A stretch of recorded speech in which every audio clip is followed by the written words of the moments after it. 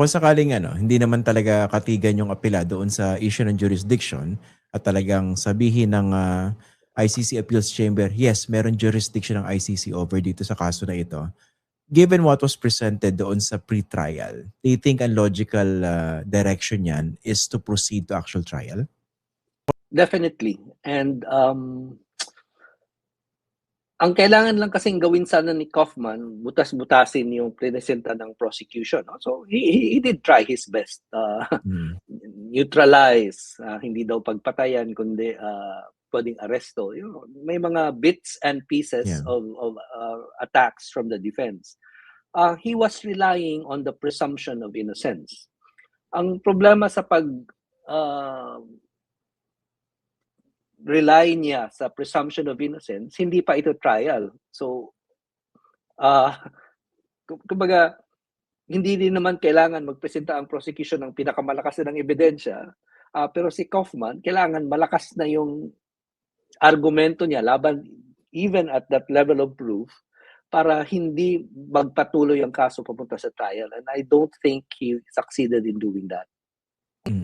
Okay. So dito ka yung kasi isa ron sa mga naging argumento yung mga attempts ni Kaufman to poke holes doon sa argument ng prosecution. Sinasabi niya nag-cherry pick daw kasi mga prosecutors.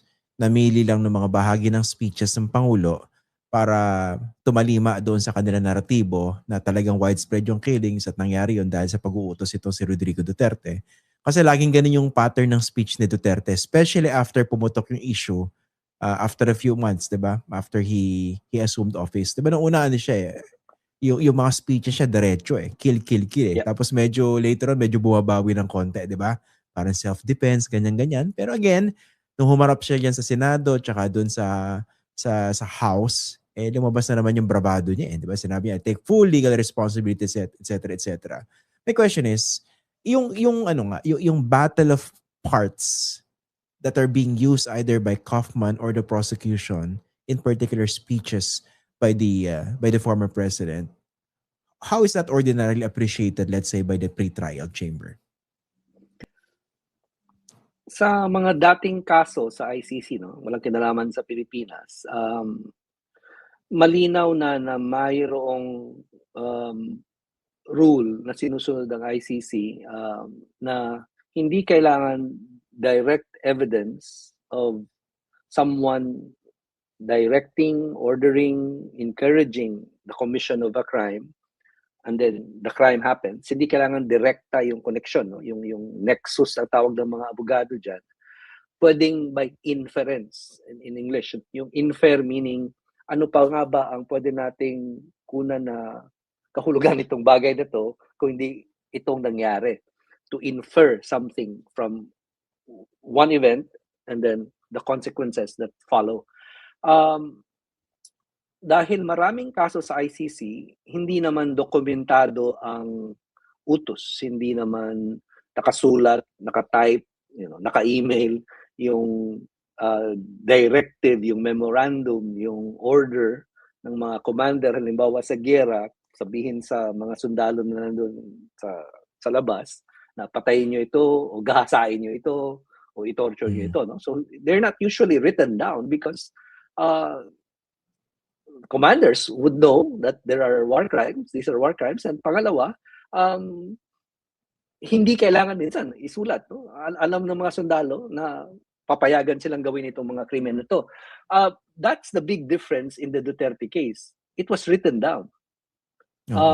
Nakasulat sa memorandum, neutralize, nakasulat sa memorandum, operate against these targets, operate in these neighborhoods, without, of course, saying na kill people without due process, because that's needless to say. No? Hindi kailangan sabihin. Wala namang... and that's the problem dun sa sinabi mong mga may qualification na dinadagdag si Duterte later on in his speeches. Yeah. Instead of yung original na ang tapang niya, no? Parang shock and awe. Yung mga Pilipino biglang natakot dahil may isang presidente na tinatawag, yung iba sasabihin napaka-prangka, napaka-direkta, and they thought that it's a virtue. No? Akala nila magandang bagay yung prangka ka, patayin yung mga taong yan kahit na walang dinaan ng due process, and then later on he qualifies it. Yung qualification was unnecessary. Yung qualification only in fact adds to the malice, no? Yung malice siya nakasama doon sa una niyang sinabi, tapos babawiin niya by saying pero only in self-defense, only Mm. kapag nanlaban lang, no? Dahil hindi mo naman ma-isolate yan sa mga nangyari, no? Na sinabi kasi ng mga pulis nanlaban. So later on, dinadagdag ni Duterte na nanlaban, no? So hindi rin pwedeng in the same way na sasabihin ni Kaufman na hindi pwedeng i-cherry pick yung statements ni Duterte, hindi rin pwedeng i-cherry pick yung qualification ni Duterte dahil may context to, no? May mga nangyayari sa Oo. labas ng speeches niya na nagpapakita kung bakit niya sinabi itong mga qualification na ito. Ang sa akin po ang dating niyan ano 'no, perhaps to use a crass version of that kind of, style by the Duterte. Parang ginagawa tayong tanga pati yung mga nasa ICC pre-trial. Yung para bang yung laban o bawi, yung para bang, "Hindi, nagbibiro lang ako, eh." Yung para bang yung pabugoy-bugoy na style na sa tingin niya uubra sa mga taga-suporta niya dito sa sa Pilipinas, yung mga DDS. Parang feeling yata nila uubra yung gano'ng argumento pagdating diyan sa pre-trial chamber. Yan ang observation ko po, eh, para bang naglolokohan, eh.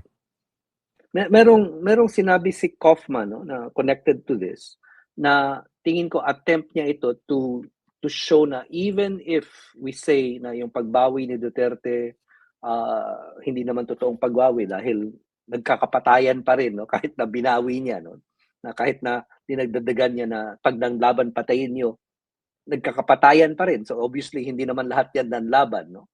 Ang dagdag ni Kaufman diyan, sabi niya, hindi naman ganoon kadami ang namatay. Hindi naman mas mataas pa sa normal na patayan sa Pilipinas, and then hinambing niya yan doon sa patayan sa drug war pagkatapos ng umalis si Duterte, no. Na si Oo. Marcos na yung presidente, di ba? May pinakita siyang data. And I think that was a clever argument, no, to show na kahit nung panahon ni Marcos ang dami pang namatay, ang dami pa ring patayan nangyayari. What he of course did not show to the pre-trial chamber was the fact that yung mga patayan sa panahon ni Duterte exceeds the official number that was reported, no? So ang kino-compare niya is the official number that the police acknowledged and the Mm. unofficial number sa panahon ni Marcos.